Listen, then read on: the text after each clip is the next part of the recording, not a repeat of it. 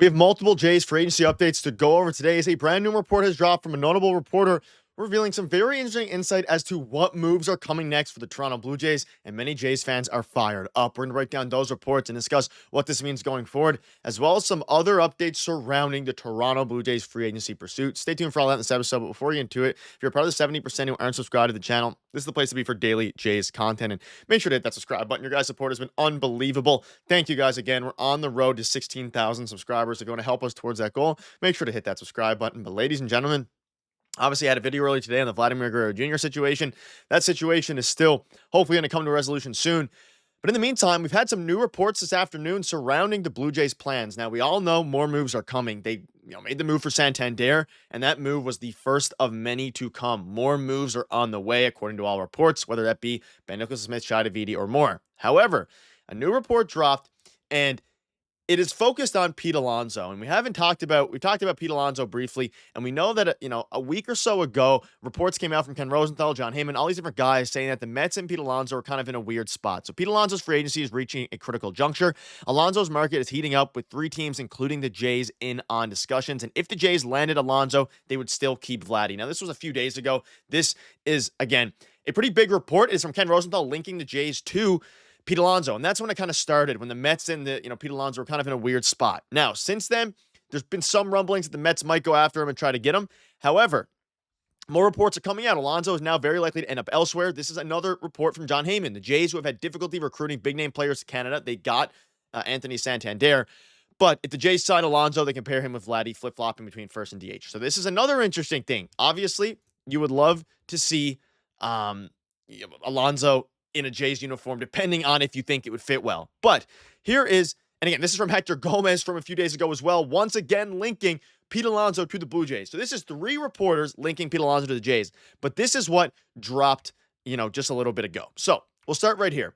This is first from Scotty Mitchell. He's been, answering some questions today. Obviously, very reliable reporter, was all in on the Sasaki stuff, had it a week before. He was asked to predict the next Jays move, and he says, I still think Pete Alonso looks at the situation in the ends and takes an opt-out deal, meaning like a year, and he opts out after this year.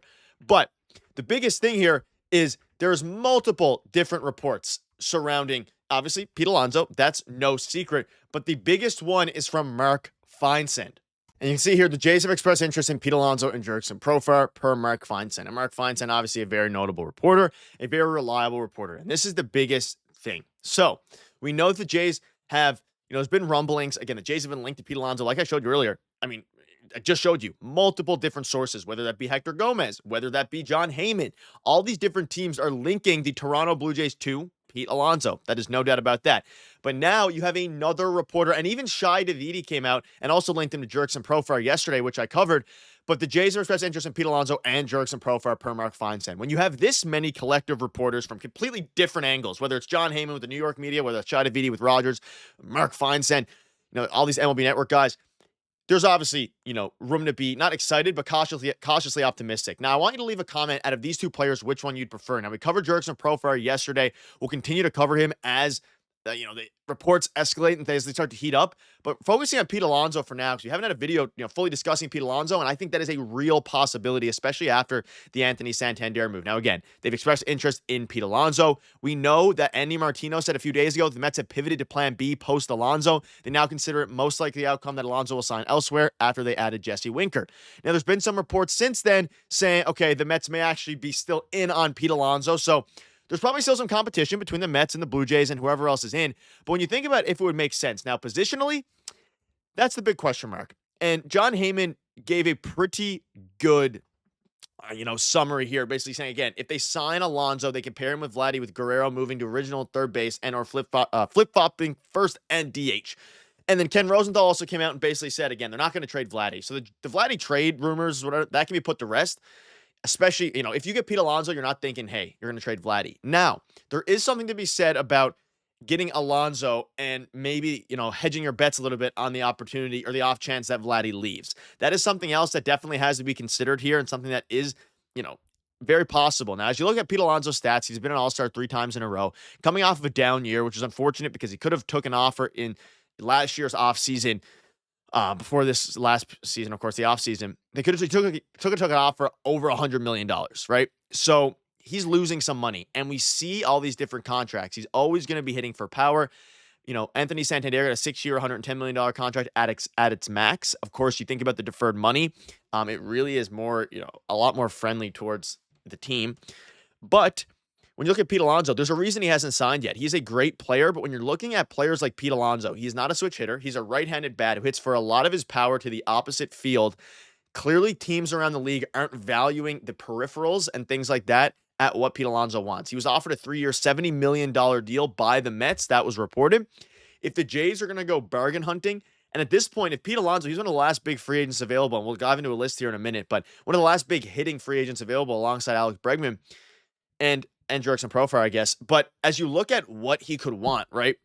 If you're Pete Alonso and the Jays can offer you 1 year, $30 million or something like that with an opt-out after the first year, or maybe 3 years, whatever, with an opt-out after the first year, if he plays well, so then he can actually cash out. And if he doesn't play well, then maybe, the Jays are on the hook for however many years. Something that kind of hedges his bets here, because I can't imagine that Pete Alonso wants to lock into a super long contract following the worst year of his career, right? He still hit for a 788 OPS, 34 home runs, very similar to Anthony Santander in the sense of power. Obviously a bit better of an on-base percentage last year, but he has no positional value, really. He can play first base. He's, below average defender there, as technically is Vladdy per the, metrics. But whether, some people argue Vladdy's a great first baseman. Either way, the positional fit is interesting. As you look at some things here, like, again, Scotty Mitchell he had asked to predict what move the Jays make, and he said he's not going to play it safe. He's going to say that he thinks Pete looks at the situation, takes an opt-out deal, like I said. However, he could also play it safe and say some reliever. I think there is a real world now that the Jays go out and pivot to Pete Alonso. You're adding 70, 80 home runs to your lineup. Then things are starting to look really good. Now, as you look at some of the top remaining free agents, right? As you look at some of them, who the Jays could be targeting. Alex Bregman, we know they're in on him. The level of interest is varying. Pete Alonso, they're very heavily in on him. Jack Flaherty, not so much at this point. Jurickson Profar, they're also very in on. And when you're debating between Pete Alonso and Jurickson Profar, very different players. And I asked you earlier in the video to kind of comment who you prefer. Profar is not a very good defender either. He's an outfielder, but he is at least a switch hitter and can play, some other positions, right? Whereas Pete Alonso, is strictly first base / DH.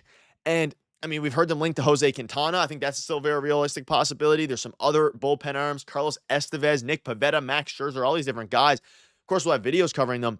But the Anthony Santander move made sense. You pivot now, and if the Mets are out on Alonso, I think the Jays' current, stance is we're going to bargain hunt for Pete Alonso. If we can get him for a cheap, team-friendly deal, there is no reason to not go for him. However, if he's going to cost, term, I don't think the Jays are going to be the team that overpays him, given the fact they already have Vladimir Guerrero Jr., given the fact they already have a lot of these guys, right? I don't think that's going to happen. But if the Jays can get him for cheap, he's a great player. He would fit into this lineup perfectly. And again, I asked him, what are the chances the Jays sign Pete Alonso? It's on the bingo card as a possibility. And rip Pat Montgomery, of course. But it's interesting. And the question now is, do the Jays think that would help put them over the top? You split time, and the DH is already kind of taken up a little bit with Anthony Santander, unless they want to say screw defense. You think you're going to play Vladdy a lot at third base? We've heard Yo Moncada. He's still unsigned. The Jays have been linked to him. There's a lot of players the Jays are linked to. There's a lot of movement going on surrounding the Toronto Blue Jays. So ultimately, it's going to be interesting to see what they do. But let me know down below what your thoughts are on the Pete Alonso situation. It's going to continue to escalate until a resolution happens. February 18th is when the spring training begins and all those things get underway. So we're going to keep you up to date with all the latest news. If you're enjoying the daily double, triple uploads, make sure to hit that subscribe button. Thank you guys for watching. Cheers.